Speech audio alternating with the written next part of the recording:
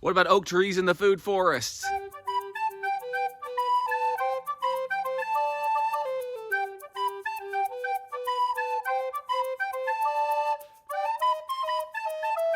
We have been in this location. We've lived here almost 4 years now. We moved into this place, and I said after I'd been here just a little while that I wanted to start a food forest. I watched channels like James Prigioni, watched some videos that had Paul Gauchi in it, and there are several others.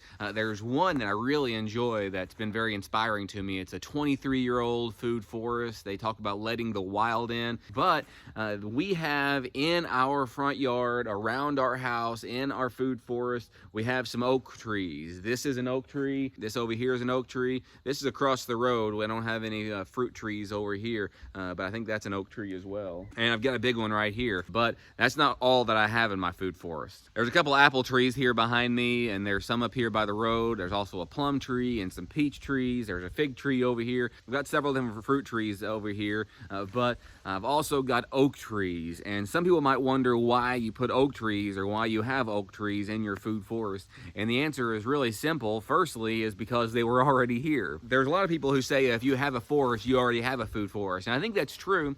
You might not have a whole lot of fruit producing trees, but oak trees do produce food and medicine and some other things as well. And the things that you want in your food forest aren't only fruit and food producing trees. You also want some other trees in that ecosystem that can provide things like firewood and medicine, other useful things that you might not even be considering when you consider a food forest. I want food.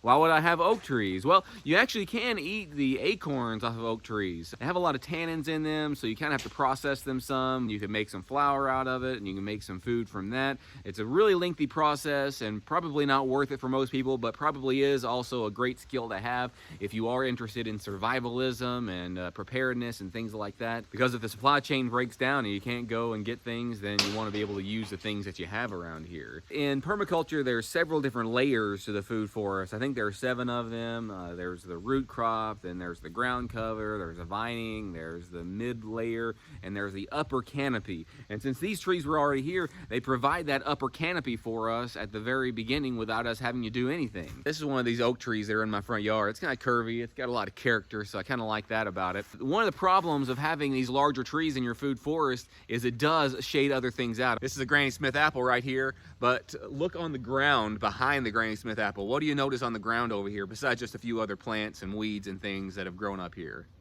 The leaves. Do you see all the leaves?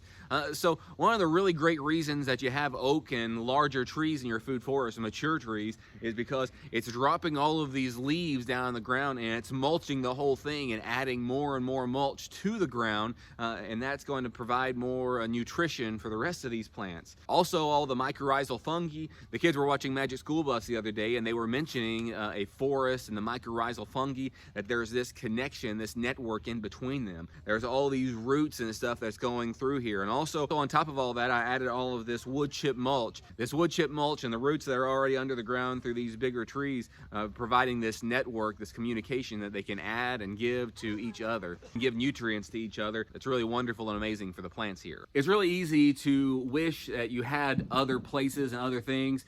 For myself, sometimes I wish I lived in a little bit more tropical area. We're in zone 7 here. It means that our growing season isn't super long. We've got the high tunnel that'll extend it for us a little bit, but it would be really nice for us to grow some more citrus here that we can't really grow very well here in Western Kentucky. The thing that you've got to do when you're starting your food forest, when you're growing your homestead and doing the things that you're doing, is see what you can do where you are, because no matter where you are, even if you're far further north of here or south of here, there's a lot of things that you can grow and a lot of things that you can do, and you can be pretty self-sufficient on your property. You can use what you have. And oak trees, look at this really nice one, and oak trees like this one that's right in front of our house are really great for also not only for your food forest but also shade. It gets very humid here in Western Kentucky.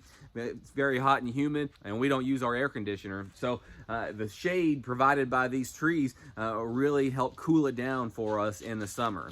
I hope you like things like this, and I hope that you have been inspired by things that we've done on our channel to grow your own food for us. The best time to plant a tree is 15 or 20 years ago. The second best time is now. So get out there. If you're interested in growing some of your own fruit and your own vegetables, get out there and start planting some trees, planting some perennials. Those are some of the first things I would recommend anybody on a new homestead do, is to plant some trees and perennials that take a little bit of time and start working on building up your soil. These are some things that I wish I would have done a bit better. I've made a lot of mistakes, and I'm going to be having more mistakes that I'm going to make in the future and that I have made that I'll be sharing with you. And if you like those things, then like and subscribe, hit the notification bell, select all so you never miss a notification, and keep coming back. We do a new video every Tuesday, Thursday, and Saturday, and a live stream on Sunday nights at 8 p.m. Central Time, where Rue and I sit in front of the camera most of the time.